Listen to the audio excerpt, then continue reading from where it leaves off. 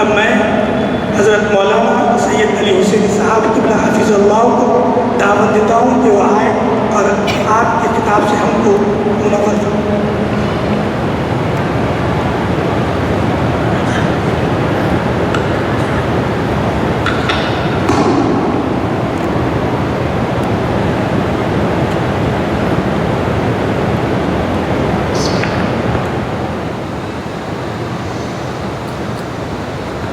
السلام علیکم ورحمۃ اللہ وبرکاتہ۔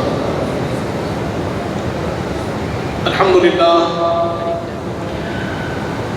للہ الذی نحمده ونستعینه ونستغفره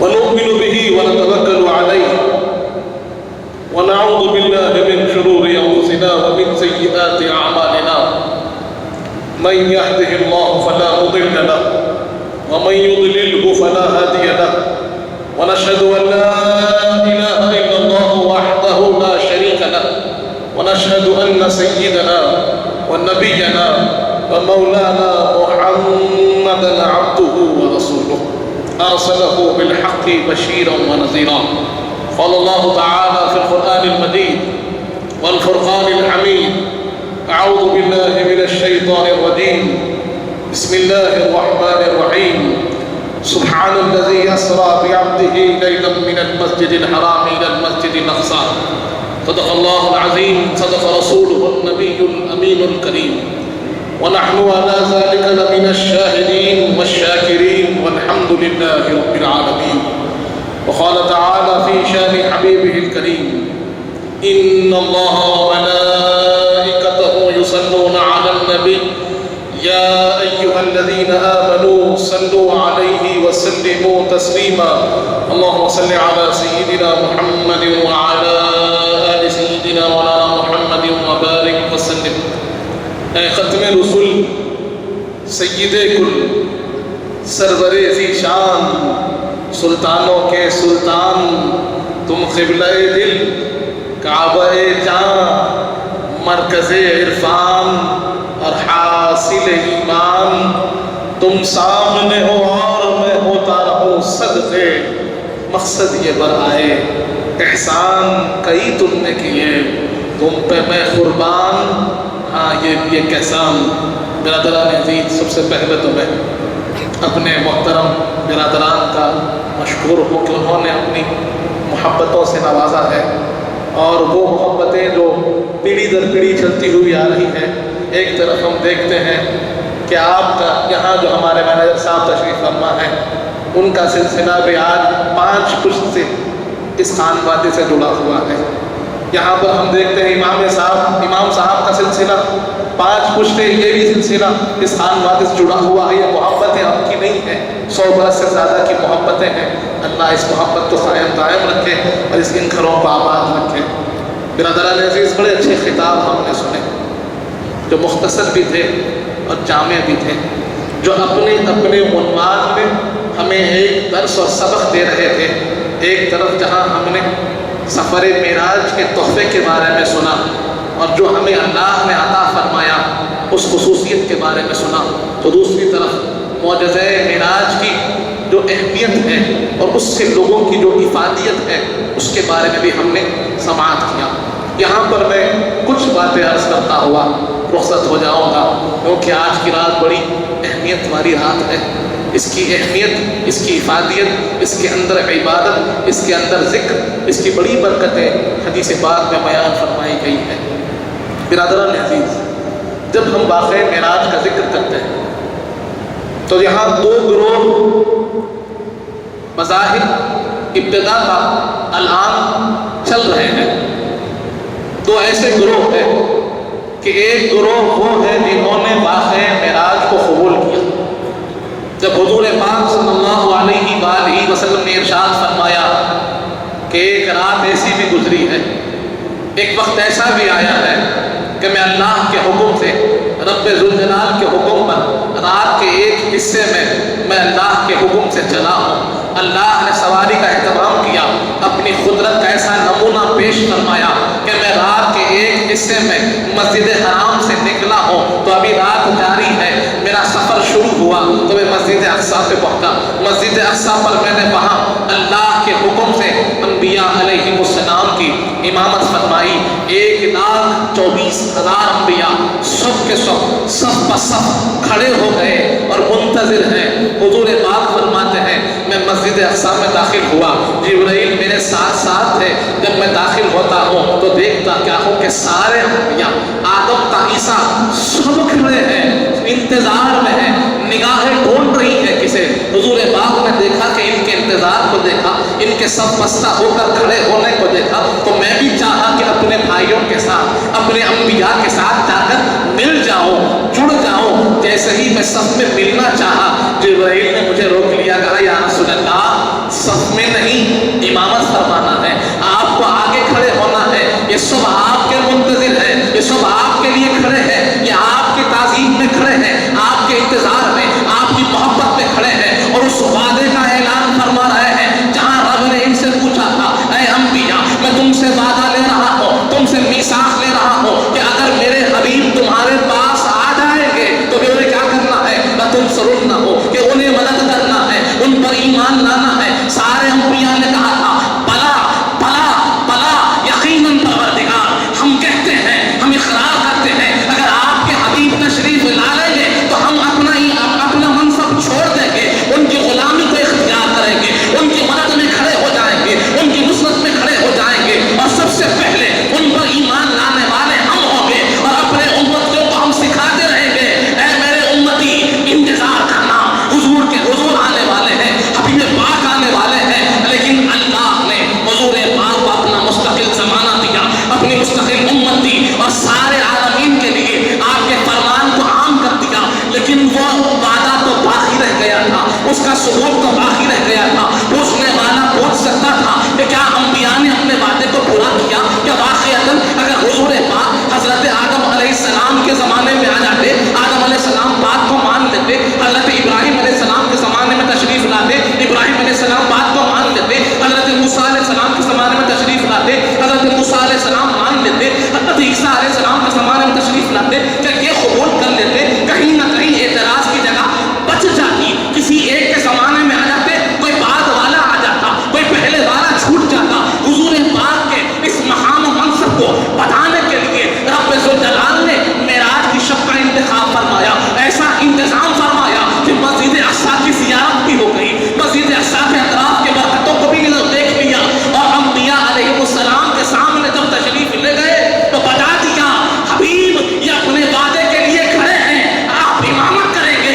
یہ آپ کے مقتدی ہوں گے, اور بتا دیں گے کہ حضور پاک تشریف لائے, یہ ہمارے امام ہیں, امام الانبیاء ہیں, ہم ان کے مقتدی ہیں, اور سب پر سے ایک آواز ہو کر کہیں گے کہ ہم آپ کے پیچھے کھڑے ہوں گے. برادران عزیز, اس وعدے کو انبیاء نے پورا کیا. وہ رات معراج کی رات ہے. اس کے بعد جب یہ شان ظاہر ہوئی, اس کی ایک دلیل ملتی ہے کہ لوگوں نے سفر معراج پر بڑا اعتراض کیا. نجاشی کا وہ دربار بھی ہمارے سامنے ہے کہ جب حبشہ کی ہجرت فرما کر صحابہ اکرام وہاں پہنچے تو اہل مکہ بھی ان کے پیچھے پہنچ گئے. ہم نے تفصیل سے اس کو سنا ہے سیرت کے بیان میں. وہاں پہنچے, نجاشی کا دربار ہے, اور بات ہوتی ہے تو کس پر؟ اللہ کی وحدانیت پر اور سفر معراج پر. ہرقل کا دربار ہے, بات ہوتی ہے کس پر؟ تو پھر حضور پاک کی شان پر, حضور پاک کے کلام پر, اور ایسے بادشاہوں کے سامنے تو کفار مکہ تھے کیا بات کو پیش کرتے تھے, کہتے تھے کہ یہ کہتے ہیں کہ رات کے ایک حصے میں یہ مسجد حرام سے مسجد اقصیٰ کو تشریف لے. ہرقل نے کہا کیا یہ ممکن ہے, کیا یہ ہو سکتا ہے؟ تو تاریخ کو بتایا گیا, تاریخ پیش کی گئی کہ فلاں تاریخ کو معراج کی, اس رات کو اس دروازے سے حضور پاک تشریف لے گئے تھے. بادشاہ وقت تھا, کہا کہ وہاں کے ذمہ دار کو بلاؤ, کیونکہ مسجد اقصیٰ کے میرے قبضے میں آتی ہے, بلاؤ ذمہ دار کو. بلایا گیا, وہاں کا جو صدر تھا, وہاں کا جو امام تھا, وہاں کا جو ذمہ دار تھا, اس سے پوچھا گیا کیا یہ رات یہ دروازہ کھلا تھا؟ اس نے کہا کہ رات میں نے بند لیکن جب صبح آیا دروازہ کھلا تھا. مسجد اقصی کا دروازہ میں نے بند کیا تھا لیکن صبح میں نے دیکھا دروازہ کھلا تھا اور میں نے دیکھا کہ یہاں پیروں کے نشان بھی موجود تھے, سواری کے بندے کے آثار بھی موجود تھے. اور میں گواہی دیتا ہوں اگر یہ کہہ رہے ہیں کہ رات میں یہ واقعہ ہوا ہے تو سارے آثار بتاتے ہیں اسی رات اسی تاریخ کو کوئی واقعہ رونما ہوا تھا. برادران عزیز, تو غیر بھی اس کی تاکید اور اس کی تعریف کرتے ہیں, اس کی توثیق اور تصدیق کرتے ہیں. تو میں نے جیسے عرض کیا کہ دو گروہ ہمیشہ سے چلتے رہے. ایک وہ جنہوں نے انکار کیا, اور انکار کرنے والوں کے لیے حضور پاک کے اس فرمان کو نہ ماننے والوں کے لیے رب نے کہا سبحان الذی اسریٰ.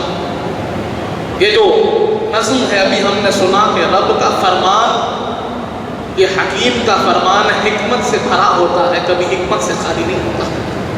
اللہ تبارک و تعالیٰ نے واقعہ معراج کو بیان کرنے سے پہلے فرمایا سبحان. یہ مصدر ہے, یہ مصدر ہے, تاکید کے لیے آتا ہے. اس سے پہلے ایک باب وہاں پر محذوف ہے. اس کا مطلب کیا ہے؟ سبحان کا مطلب ہے پاک, ہر عیب سے, ہر کمزوری سے, ہر ناتوانی سے, ہر ضعف سے, ہر ایک پستی سے پاک وہ ذات جو بلند ہے, بالا ہے, قادر ہے, ہر ایک چیز پر رب العالمین ہے, جو چاہے کر سکتی ہے. وہ ذات ہے جو رات کے ایک حصے میں اپنے محبوب کو لے گئی ہے, اپنے برگزیدہ بندے کو لے گئی ہے. تو یہاں پر لفظ سبحان کا ذکر کرنا, اسی لیے مفسرین بتاتے ہیں کہ رب چاہتا ہے کہ جہاں ذہنوں میں کوئی شک آ جائے, شبہ آ جائے کہ یہ کیسے ممکن ہے, یہ کیسے ہو سکتا ہے, تو رب چاہتا ہے تم اپنے ذہنوں کو پاک کر لو, اپنے بے ذہنوں کو صحیح کر لو اور جان لو کہ اگر تمہیں پاکی چاہیے ذہنوں کی تو اللہ کے ذکر سے اسے پاک کر لو. سب سے پہلے رب کا ذکر تو کر لو اور اس صفت سے یاد کرو تو پاکی کی صفت ہے. تمہارے ذہن بھی پاک ہو جائیں گے, تمہارے دل بھی پاک ہو جائیں گے, اور جب ذہن پاک دل پاک ہوں گے تب جا کر تم واقعہ معراج کو سمجھ پاؤ گے. اور دوسری طرف اللہ بتا رہا ہے کہ یہاں جب معراج پر گفتگو ہوگی, اعتراض ہوگا تو رب کے قدرت پر اعتراض ہوگا, اس کی طاقت پر اعتراض ہوگا, اس کی شان پر اعتراض ہوگا, کیونکہ رب نے اس کا ذمہ لیا ہے. حضور پاک نے یہ نہیں فرمایا کہ میں گیا, رب فرماتا ہے سبحان الذی اسریٰ بعبدہ, پاک ہے وہ ذات جو رات کے ایک حصے میں اپنے بندے کو لے گئی ہے. لے جانے کے فاعل بھی رب ہے, لے جانے کی ذمہ داری بھی اللہ کی ہے. اللہ نے اپنی قدرت سے حضور پاک کو سفر کرایا. برادران عزیز, تو ایک طرف ہم جانتے ہیں کہ واقعہ معراج ہوا, لوگوں نے انکار کیا. انکار کے دو طریقے اپنائے گئے. ایک طریقہ یہ اپنایا گیا کہ لوگوں نے کہا کہ اس طرح سے یہ ممکن نہیں, یہ ہو ہی نہیں سکتا. اور ایک وہ جو مزاج میں نرمی رکھتے تھے, بظاہر مسلمان تھے, دینی تعلق بھی رکھتے تھے, لیکن ان کے افکار کسی اور کے غلام تھے. آج بھی وہ لوگ موجود ہیں کہ جو فکری غلام ہیں ایسے اشخاص کے جو جدت پسندی کے نام پر لوگوں کو بھٹکاتے ہیں. ان کے فکر غلام ہیں ان لوگوں کے جو لاجک کی بات کرتے ہیں, ان کی فکر غلام ہے ان لوگوں کی جو تجدید کی بات کرتے ہیں. اب وہاں پر کیونکہ فکر ان کی غلام, نام نہاد دیندار بھی ہے, کیا کریں؟ کہتے ہیں کہ نہیں, شاید روح کے ذریعے ہوا ہوگا, شاید خواب میں ہوا ہوگا. ایسی تعبیر پیش کر دو کہ کوئی اعتراض ہی نہ رہے. ارے جب رب ذمہ داری لے رہا ہے تو تم تعبیر پیش کرنے کی کوشش کیوں کرتے ہو؟ رب نے ذمہ داری لی اس سفر کی, اگر ثابت نہیں کر سکتے خاموش رہو. وہ لوگ موجود ہیں, وہاں بھی موجود ہیں, یہاں بھی موجود ہیں, وہاں سرحد تھے, یہاں ان کے غلام ہیں, وہاں انہوں نے ثابت کیا, یہاں ان کے غلام ثابت کر رہے ہیں کہ وہاں بھی معراج ہوئی تھی تو جس میں اطہر کے ساتھ ہوئی تھی, یہاں بھی معراج ثابت کر رہے ہیں تو جس میں اطہر کے ساتھ ثابت کر رہے ہیں. اگر سمجھ نہیں آتا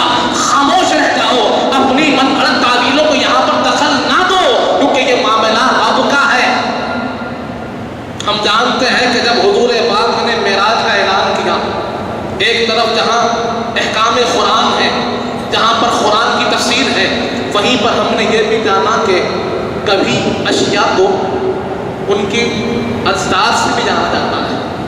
تعرف الاشیاء بأجدادها قاعدہ مشہور ہے کہ اشیاء جو ہوتے ہیں کبھی مخالف سے بھی جانے جاتے ہیں. کبھی مخالف کو دیکھ کر بھی معلوم ہوتا ہے کہ دن ہے تو رات بھی ہے. دن کی اہمیت رات سے معلوم ہوتی ہے, گرمی کی اہمیت سردی سے معلوم ہوتی ہے. یہ فرق کبھی اشیاء اور اجداد کو دیکھ کر بھی سمجھا جاتا ہے. تو یہاں پر بھی اگر اجداد کو دیکھیں گے تو اس کی حقیقت معلوم ہوگی کہ جیسے ہم نے ابھی سنا کہ حضور پاک صلی اللہ علیہ وآلہ وسلم نے اعلان فرمایا, اے لوگوں رات کے ایک حصے میں نے مسجد حرام سے مسجد اقصی کا سفر کیا.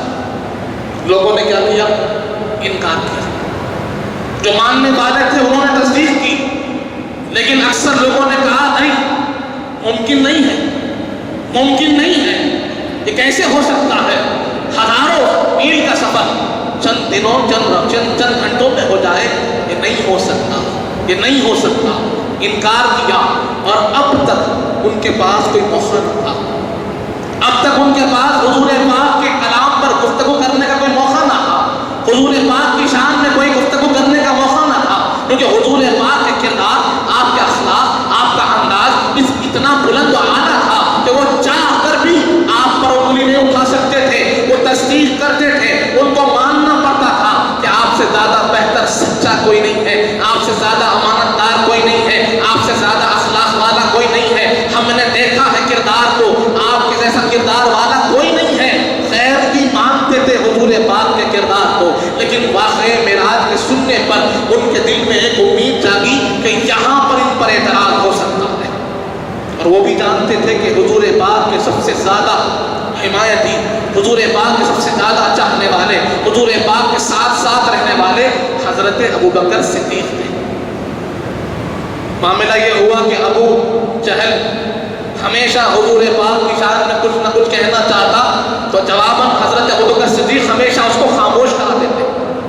تو آج کہا ابو جہل نے کہ آج موقع ہے, آپ نے اس واقعے کو بارہا سنا ہے, لیکن بتانا چاہتا ہوں کہ دو گروہ, ان دو گروہ کے سردار کون ہیں دیکھ لیجئے. دو گروہ میں ادھر کون ہے, ادھر کون ہے, ماننے والے کون ہیں, انکار کرنے والے کون ہیں, دیکھ لیجئے, معلوم ہو جائے گا کہ اس کی اہمیت کیا ہے. تو اب معاملہ یہ ہوا, ابو جہل ڈھونڈتا ڈھونڈتا حضرت ابوبکر صدیق کو ایک راستے میں پکڑ لیا. حضرت ابوبکر صدیق سفر کے لیے باہر گئے ہوئے تھے, واپس آ رہے تھے. شہر مکہ کے قریب میں, مکہ مکرمہ کے راستے میں ابو جہل نے پکڑ لیا اور کہنے لگا, اے ابوبکر صدیق, آپ کو معلوم ہے آپ کے نبی نے کیا کہہ دیا, کتنی بڑی بات کہہ دی. اس پر حضرت صدیق اکبر نے پوچھا, کیا فرمایا میرے حبیب نے, میرے آقا نے کیا فرمایا, بتاؤ تو صحیح, کیونکہ میں تو سفر پہ گیا ہوا تھا, ابھی تک میرے آقا سے ملاقات نہ ہوئی, میں سماعت نہ کر پایا, لیکن تم کہہ دو میرے حبیب کیا فرماتے تھے. تو ابو جہل تنزیہ طور پر کہنے لگا, ابو بکر آپ کے آقا فرماتے ہیں, آپ کے نبی فرماتے ہیں کہ رات کے ایک حصے میں وہ مسجد حرام سے مسجد اقصی کو گئے, پھر واپس بھی آ گئے. یہ کیسے ممکن ہے؟ ہزاروں میل کا سفر, اس کے لیے کئی دن درکار ہوتے ہیں, کئی دن کا سفر ہوتا ہے, وہ اتنے چھوٹے عرصے میں کیسے مکمل ہو سکتا ہے؟ یہ ممکن ہے کیا؟ اب آپ تصدیق کریں گے کیا؟ حضرت ابوبکر صدیق نے کہا, میں نے اس بات کو ابھی اپنے آقا سے سنا تو نہیں ہے, حضور پاک نے مجھے فرمایا تو نہیں ہے, لیکن اگر تم کہہ رہے ہو کہ میرے آقا نے یہ بات فرمائی ہے, تو حضرت ابوبکر صدیق فرماتے ہیں, میں تصدیق کرتا ہوں میرے آقا نے سچ فرمایا. ابو جہل یہ سمجھتا تھا کہ میں حضرت ابوبکر صدیق کو یہاں پر کہیں رسوا کر دوں گا, اب تک وہ ہر بات میں مجھے خاموش بٹھاتے آئے ہیں, میں انہیں خاموش بٹھا دوں گا. لیکن حضرت ابوبکر صدیق فرماتے ہیں کہ حضور پاک کے غلام وہ ہوتے ہیں تو حضور پاک کے ہر ایک فرمان کی تصدیق کرتے ہیں, ہر ایک فرمان کے لیے ڈٹے رہتے ہیں, ہر ایک فرمان کے لیے کھڑے ہوتے ہیں, اور وہاں پر حضور پاک کے ناموس کے لیے اپنے آپ کو پیش کر دیتے ہیں, اور بتا دیا کہ اگر میرے آقا فرماتے ہیں میں تصدیق کرتا ہوں. ابو جہل خاموش ہو گیا, خاموش ہو گیا. ذلت رسوائی اس کے چہرے پر چھپ گئی.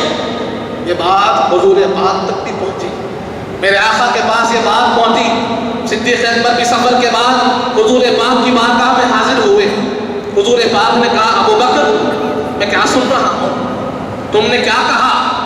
ابو جہل سے تم نے کیسے کہہ دیا کہ تم میری تصدیق کرتے ہو؟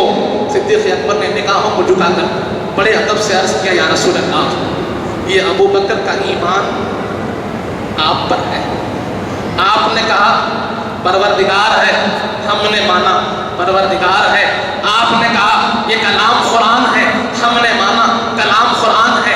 آپ نے کہا یہ احکام رحمان ہے، ہم نے مانا احکام رحمان ہے۔ آپ نے فرمایا کہ جنت بھی موجود ہے، ہم نے مانا جنت بھی موجود ہے۔ آپ نے فرمایا دوزخ بھی ہے، ہم نے مانا دوزخ بھی ہے۔ آپ نے کہا فرشتے آتے ہیں، ہم نے مان لیا فرشتے آتے ہیں۔ آپ نے کہا ایک دن موت ہے لیکن اس کے بعد پھر اٹھایا جانا ہے، ہم نے مان لیا موت ہے اس کے بعد اٹھایا جانا ہے۔ کہ جب ہم نے رب کو رب مانا آپ کے فرمانے پر، قرآن کو قرآن جانا آپ کے فرمانے پر، احکام کو مانا آپ کے فرمانے پر، ہمارے سارے ایمان کا محور آپ ہے، اس کی بنیاد آپ ہے۔ اگر آپ فرمائیں تو ہمارا ایمان ہے، یہ تو چھوٹی بات ہے، رب کو رب مانا آپ کے کہنے پر ہے۔ تو جب آپ نے کہہ دیا کہ آپ مسجد حرام سے مسجد اقصیٰ کو گئے تو ہم نے مان لیا، ہم نے تصدیق کی۔ تو صدیق اکبر نے یہ بات عرض کی، چہرے انور پر تبسم آیا، حضور پاک کے چہرے پر مسکراہٹ آئی اور فرمایا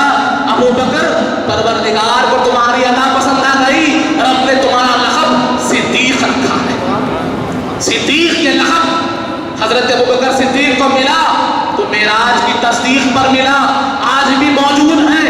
انکار کرنے والے ان کے صدر ابو جہل ہے اور آج بھی موجود ہے، اقرار کرنے والے تصدیق کرنے والے وہ غلام ہے صدیق اکبر کے۔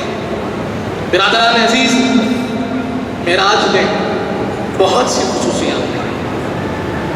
پہلی ایک خصوصیت معراج کی یہ رہی کہ رب ذوالجلال نے اپنے قرب خاص میں بلایا۔ اللہ تبارک و تعالیٰ نے حضور پاک کو اپنے قرب خاص میں بلایا تو کیوں بلایا؟ اس کی وجہ کیا ہے؟ اس کو بھی کہ کوئی ایک معجزے کے رونما ہونے کے لیے کوئی سبب ہوتا ہے، کوئی علت ہوتی ہے۔ ہم نے جمعے میں جانا کہ اس کا سبب کیا ہے تفصیلاً، لیکن میں عرض کروں مختصراً کہ حضور پاک صلی اللہ علیہ وسلم اس واقعے معراج سے پہلے اگر ہم تاریخ کو اٹھا کر دیکھیں کہ آپ کے ساتھ جو مظالم کھائے گئے، جو ظلم آپ پر ہوا، شیب ابی طالب میں آپ کو 3 سال تک محصور کر دیا گیا، سوشل بائیکاٹ کر دیا گیا۔ وہاں سے آپ باہر تشریف لائے تو آپ کی زوجہ مطہرہ بی بی خدیجہ کبریٰ سلام اللہ علیہا کا وصال ہو گیا، آپ کے چاچا حضرت ابو طالب کا وصال ہو گیا، جو 2 لوگ آپ کے سب سے قریب تھے آپ سے جدا ہو گئے۔ اہل مکہ کے ظلم حضرت ابو طالب کے وصال کے بعد بہت بڑھ گئے۔ اس کے بعد ہم دیکھتے ہیں کہ آپ کو مکہ مکرمہ میں تبلیغ کی اجازت نہیں ملی، آپ وہاں سے نکل کر طائف کو گئے۔ طائف کا واقعہ ہمارے سامنے کہ لوگوں نے آپ پر پتھر برسائے، آپ کے جسم اطہر کو لہو لہان کر دیا، آپ پر غشی طاری ہوئی۔ وہاں پر بھی آپ نے ان کے لیے بد دعا نہ کی، ان کی ہدایت کی دعا کی۔ اس کے بعد ہم دیکھتے ہیں جب آپ مکے میں واپس آئے تو وہاں کے اطراف میں جتنے بازار تھے، جو بازار لگتے تھے، وہاں پر آپ تبلیغ کے لیے جاتے، لیکن لوگ ماننے کو تیار نہیں تھے۔ یہاں تک کہ شق قمر کا معجزہ رونما ہوا، لوگوں کے سامنے آپ نے چاند کے 2 ٹکڑے کر کر بتا دیے، لوگوں نے مانا نہیں۔ سرور کائنات کے قلب اطہر پر ایک حزن، ایک رنج طاری ہو گیا کہ میں اتنی کوشش کر رہا ہوں، یہ لوگ مانتے نہیں ہیں، یہ لوگ گمراہی کی طرف جا رہے ہیں، میں نے ہدایت کی طرف لانا چاہتا ہوں، یہ لوگ قبول نہیں کرتے۔ جب پروردگار عالم نے محسوس کیا کہ سرور کائنات کے قلب اطہر پر بڑا رنج ہے، بڑا غم ہے اور آپ تنہا محسوس کر رہے ہیں، تو رب ذوالجلال نے کہا حبیب آپ ہمارے پاس تشریف لائیے۔ ثم دنا فتدلی فکان قاب قوسین او ادنی، کہ اس منزل پر آپ کو وہاں پر رب ذوالجلال نے بلایا تاکہ آپ کے اس حزن کو دور کریں، آپ کے اس غم کو دور کریں، اور ساتھ ہی ساتھ لوگوں کے لیے ایک معجزہ پیش ہو جائے۔ معجزہ ہوتا ہی اس لیے ہے تاکہ لوگوں کی عقل متحیر ہو جائے، ان کی عقل متزلزل ہو جائے کہ یہ کیسے ہو سکتا ہے، یہ کام تو عام آدمی کا نہیں ہو سکتا. جب عقل متحیر ہوتی ہے، متزلزل ہوتی ہے، تو متوجہ بھی ہوتی ہے. جب توجہ ساری اسی واقعے کی طرف آ جاتی ہے، جیسے ہم نے دیکھا کہ زلزلہ آیا، سینکڑوں جانی چلے گئی، لیکن ہر ایک کا دل اس طرف کھینچ چلا گیا، ہر ایک کی فکر اس طرف چلی گئی کہ یہ کیسا واقعہ ہو گیا، اتنا بڑا واقعہ ہوا. تو عقلیں اس طرف متوجہ ہو گئی. تو جب معجزے کی طرف عقلیں متوجہ ہوتی ہیں، انبیاء علیہ السلام کی طرف لوگ متوجہ ہوتے ہیں کہ یہ کوئی عام شخصیت نہیں، کوئی خاص شخصیت ہے، ان کی طاقت کوئی عام نہیں، خاص طاقت ہے، یہ کوئی ہماری طرح نہیں، یہ ہم سے کوئی اعلیٰ اور بالا نظر آتے ہیں. جب لوگ ان کی طرف متوجہ ہوتے ہیں تو انبیاء علیہ السلام اس توجہ کو لے کر رب سے جوڑ دیتے ہیں اور کہتے ہیں کہ یہ طاقت میری نہیں، میرے رب کی ہے، یہ عطا میری نہیں، میرے رب کی ہے، اور تمہیں ماننا صرف مجھے نہیں میرے رب کو ہے، کیونکہ وہ ہے قادر مطلق. تو معجزے کا بنیادی مقصد یہی ہوتا ہے کہ لوگ اللہ سے جڑ جائیں، لوگوں کو اللہ سے جوڑا جائے. تو معراج کے اندر وہی بات ہوئی کہ جن کے ایمان کمزور تھے ان کے ایمان کو مضبوط سے مضبوط کیا گیا. اور ہم جانتے ہیں کہ معراج کا واقعہ کیسا ہوا. حضور پاک صلی اللہ علیہ وسلم آسمان سے اوپر چلے. پہلے آسمان پر ملاقات ہوتی ہے کس سے؟ حضرت آدم علیہ السلام سے. ابو البشر حضرت آدم علیہ السلام سے ملاقات ہوئی. روایت میں آتا ہے کہ جب حضور پاک نے ملاقات کی تو حضرت آدم علیہ السلام کی کیفیات میں فرق آ رہا تھا. ایک جانب آپ دیکھتے تو آپ کے چہرے پر مسکراہٹ آتی، ایک جانب آپ دیکھتے چہرے پر رنج و غم آ جاتا، فکر مندی کے آثار آ جاتے. حضور پاک نے کہا اے آدم، یہ دو الگ الگ کیفیات کی وجہ کیا ہے؟ تو حضرت آدم علیہ السلام نے عرض کیا یا رسول اللہ، بات یہ ہے کہ میرے رب نے مجھے ایسی دو نگاہیں دے دی ہے کہ سیدھی جانب دیکھتا ہوں تو میرے اپنے بچوں میں جو انسان ہے، جو آدمی ہے، جو حضرت آدم علیہ السلام کی اولاد ہے، ان کے نیکوکاروں کو رب مجھے دکھاتا ہے. ان کے اچھے اعمال ہیں، ان کے اچھا کردار ہے، ان کے اخلاق اچھے ہیں، جو رب کے پسندیدہ ہیں، ان کو دیکھتا ہوں، خوش ہوتا ہوں. بائیں طرف دیکھتا ہوں تو دیکھتا کیا ہوں کہ میرے بچوں میں جو گناہ گار ہیں، خطا کار ہیں، سیاہ کار ہیں، ان کو دیکھتا ہوں تو پھر میرے چہرے پر رنج آ جاتا ہے. میں فکر مند ہو جاتا ہوں کہ رب کا عذاب ان کو پکڑ لے گا تو کیا ہوگا. اسی لیے میں آپ سے عرض کرتا ہوں کہ آپ میری بچوں کے مغفرت کی دعا فرمائیے. وہاں سے پھر حضرت ابراہیم علیہ السلام سے ملاقات ہوئی، وہاں سے پھر حضرت عیسیٰ علیہ السلام سے ملاقات ہوئی، وہاں سے حضرت موسیٰ علیہ السلام سے ملاقات ہوئی. پھر جنت کے تمام درجوں کو بتایا گیا، دوزخ کے تمام طبقات کو بتایا گیا. اس کے بعد پھر وہ منزل بھی آئی کہ جہاں پر حضرت جبرائیل امین آپ کے ساتھ سے اب پیچھے ہٹنے لگے. حضور پاک کے ساتھ سے پیچھے ہٹنے رہے.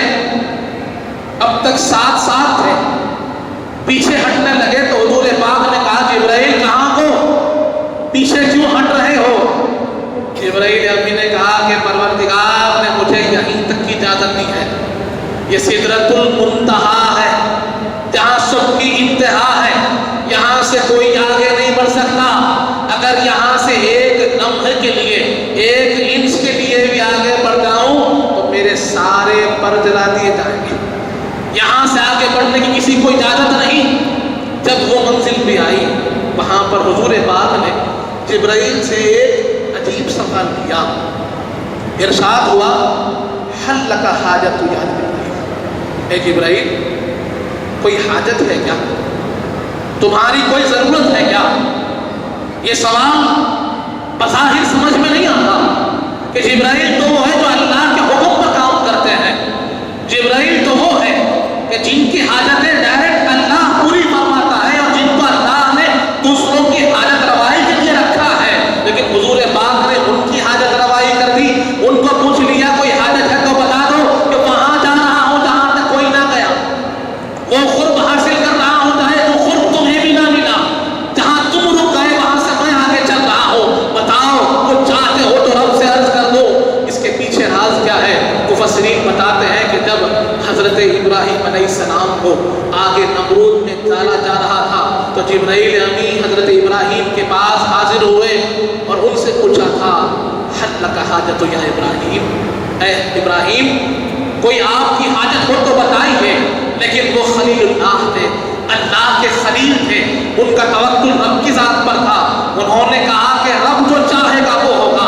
वमन यतवक्कल अलल्लाह फहुव हस्बुह, कि जो रब पर भरोसा करता है कोई उसके लिए काफ़ी है। मुझे तुमसे कोई चीज़ नहीं चाहिए, अगर मेरा रब देना चाहता है तो खुद देगा।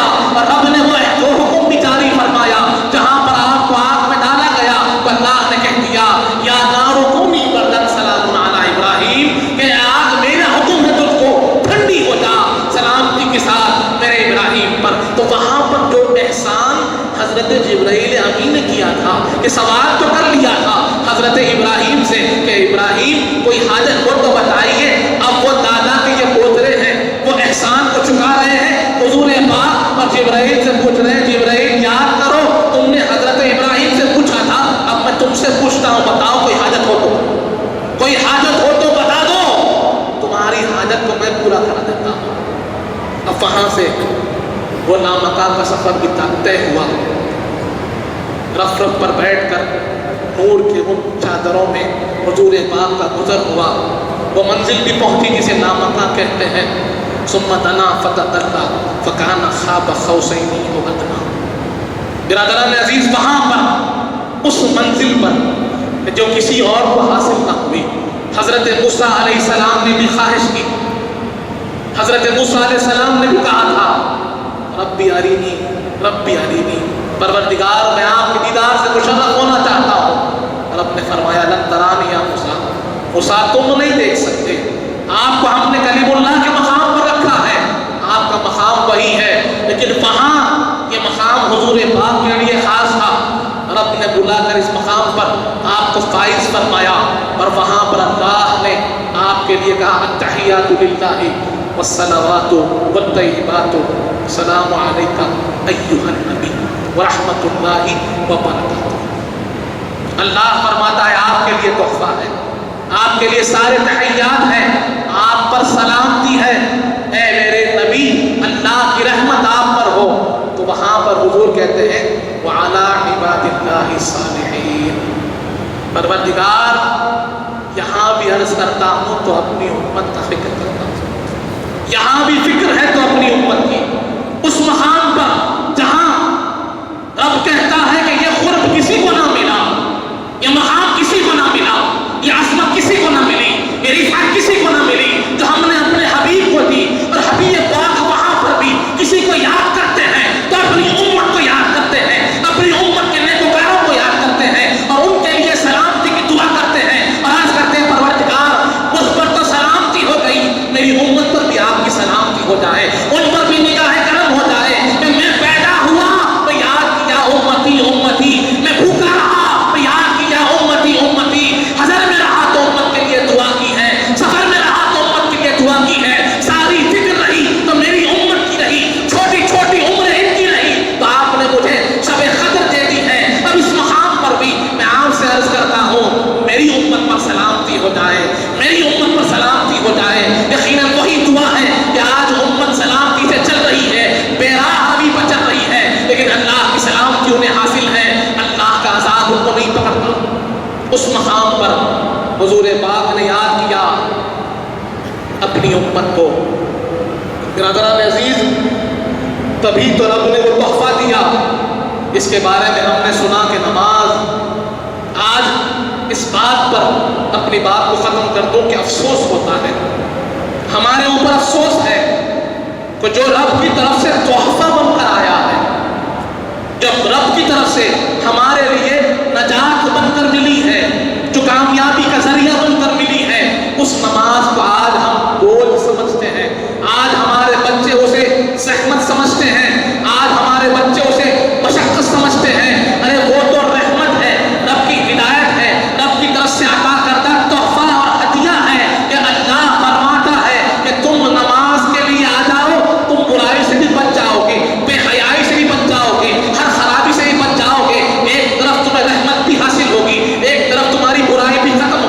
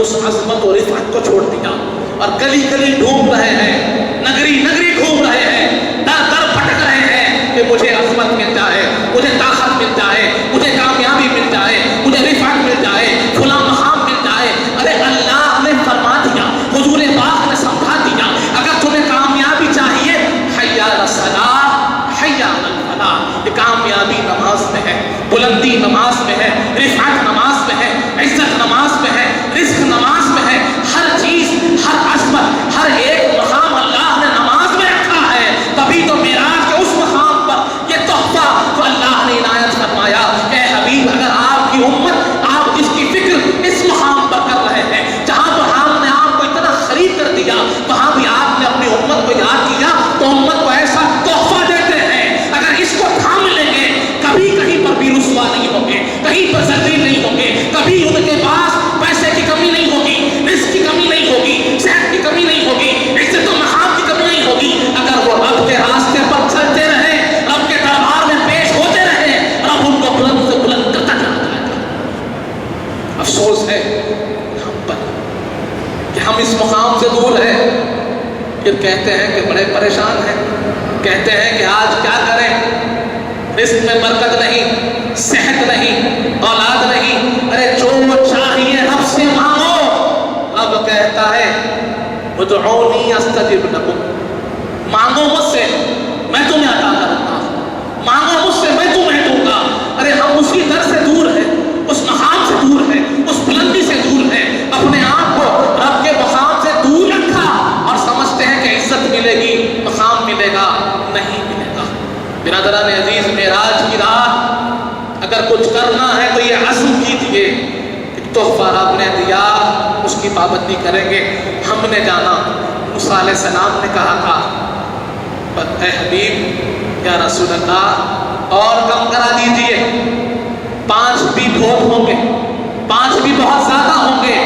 حضور پاک نے کہا نہیں موسیٰ، نہیں موسیٰ، ایک طرف جہاں رب کے سامنے جانے میں مجھے حیا آتی ہے، دوسری طرف حضور پاک نے اپنی امت پر بھروسہ دکھایا کہ موسیٰ شاید تمہاری امت ہوگی جو نہ پڑے گی، تمہاری امت ہوگی جو انہوں نے آپ کے حکم کو نہ مانا ہوگا، آپ کے تحفے کو قبول نہ کیا ہوگا، لیکن میں اپنے امتی کو جانتا ہوں، میں میرے غلام کو جانتا ہوں کہ میں تحفہ لا کے دوں، رب کا تحفہ میں لا کے دوں اور میرا امتی اس کو چھوڑ دے، یہ ممکن نہیں۔ آپ کو بھروسہ نہ ہوگا آپ کی امت پر، مجھے بھروسہ ہے میری امت پر کہ کل قیامت کا دن ہوگا، حشر کا میدان ہوگا، ساری امتیں جمع ہوگی، وہاں موسیٰ علیہ السلام بھی ہوں گے، موسیٰ علیہ السلام کی امت بھی ہوگی، سرور کائنات بھی تشریف فرما ہوں گے، ہم سب بھی وہاں جمع ہوں گے۔ اگر خدا نہ خواستہ موسیٰ علیہ السلام وہاں عرض کر دیں یا رسول اللہ، میں نے آپ سے عرض کیا تھا آپ کی امت نماز نہیں پڑھے گی،